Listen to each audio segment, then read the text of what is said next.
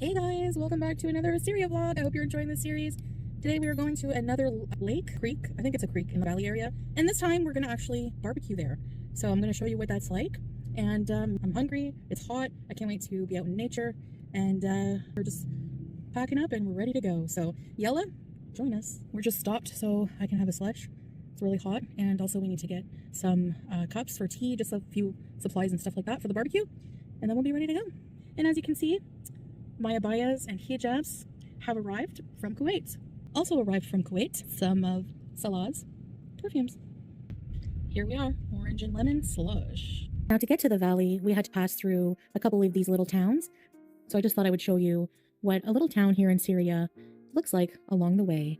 We also passed many of these pomegranate trees, and to my surprise, the pomegranates, a lot of them were now ready for picking. And since Salah knew the people who owned these particular trees, he was allowed to pick some pomegranates. So he picked me a few, and they look like this. I'll cut them up when I get home, and I just love pomegranates.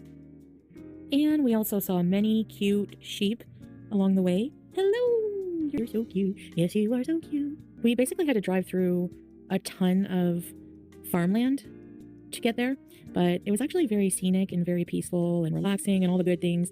So here's some of the landscape here. I'm not sure what those crops were, but we also had to pass by these, looks like abandoned tanks. And that was quite surprising for me that there were just these tanks on the side of the road, just chilling. I'm not sure if people still use them, if military still use them or not, but I doubt it. The wheels or whatever they are look like they were in a lot of mud, but here I am posing with a tank. Here we are approaching the valley. You could see it far ahead in the distance, just past this beautiful mosque. And we are in a little town. At this point, we had no cell service whatsoever. And we are getting closer to the valley, getting closer. Wait for it. And here we are.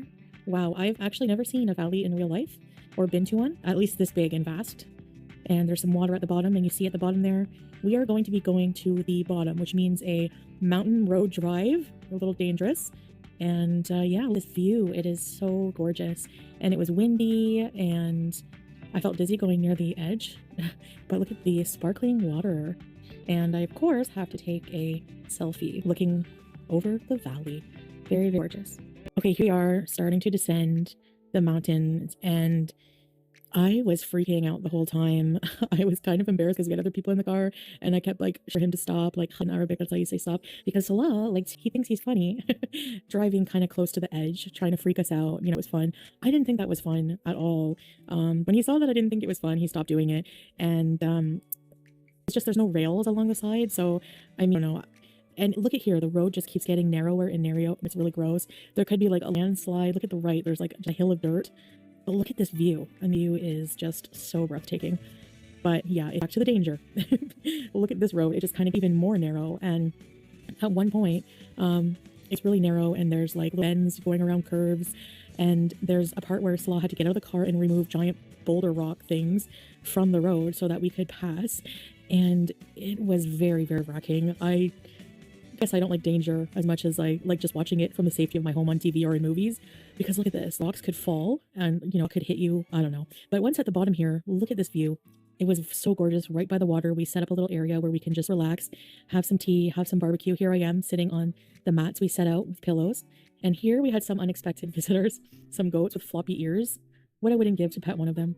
And here's Salah, Master Chef Salah, preparing the fire, moving the twigs and things around that we collected, just some wood, making a fire with coal and wood, and getting ready to barbecue. First, we have some onions and tomatoes to go with the kebab. We're having chicken kebabs today. In Arabic, it's called busel and bandora. Onion is busel and tomato is bandora. And whenever you barbecue them on charcoal, it transforms the flavor, and I'm telling you guys, so delicious.